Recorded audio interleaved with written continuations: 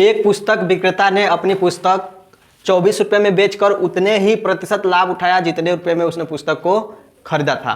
ठीक ना, मतलब कि जितना रुपया में खरीदेगा उतना रुपया, जैसे कि 10 रुपया में खरीदा तो 10 रुपया का ही लाभ हुआ। ठीक, तो पुस्तक का क्रय मूल्य बताइए। पुस्तक का पूछ रहा है क्या कि क रुपया में खरीदा।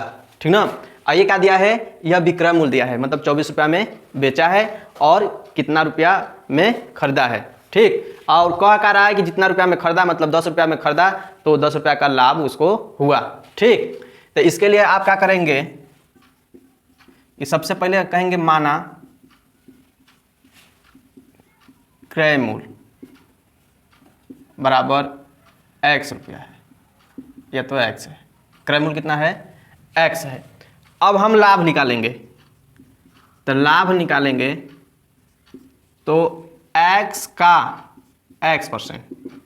ठीक, तो ये हो जाएगा x इंटू एक्स परसेंटेज में जो है ये हो जाएगा 100, मतलब लाभ आ जाएगा x पावर 1। तो हमारा बेस समान हो तो गुणा की स्थिति में घात आपस में जुड़ जाते हैं, तो एक्स स्क्वायर बटे के हो जाएगा 100। और जो विक्रय मूल्य है, विक्रय मूल्य कितना दिया है, विक्रय मूल्य बराबर दिया है 24।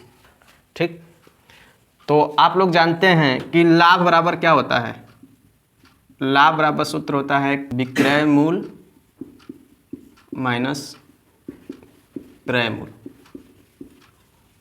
ठीक, जैसे कि मान लीजिए 20 रुपया में आप वस्तु को खरीदे हैं और 30 रुपया में बेचे हैं। ठीक ना, तो यहाँ 30 रखेंगे, यहाँ 20, तो 30 में से हम क्या करेंगे कि 20 घटाएंगे तो आएगा 10, तो लाभ कितना होगा 10।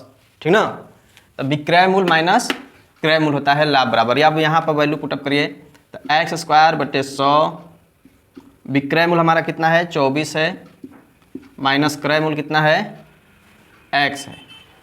अब ये 100 जाएगा उधर तक गुणा करेगा, एक्स स्क्वायर बराबर 100, 24 माइनस x, तो एक्स स्क्वायर बराबर हो जाएगा 2400 माइनस 100x।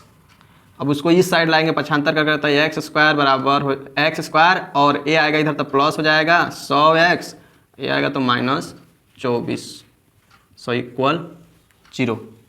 अब यहाँ गुणनखंड करिए, तो देखिए हम करते हैं x square plus 120x minus 20x minus 2400 equal 0। तो x कामन करेंगे तो हो जाएगा x प्लस 120, इसमें से 20 कामन करेंगे, माइनस 20 कामन करेंगे तो x प्लस 120 इक्वल 0। यदि कर लेंगे, यदि मत करिए, पहले इसको एक जगह लिख लीजिए, x प्लस 120 और दूसरे कोष्टक में x माइनस 20 इक्वल 0। ठीक, ऊपर देखिए, अब यदि करके लिखिए, यदि x प्लस 120 इक्वल 0, तो x बराबर हो जाएगा माइनस 120। तो माइनस ये पॉसिबल नहीं है, मतलब ये असंभव है, असंभव।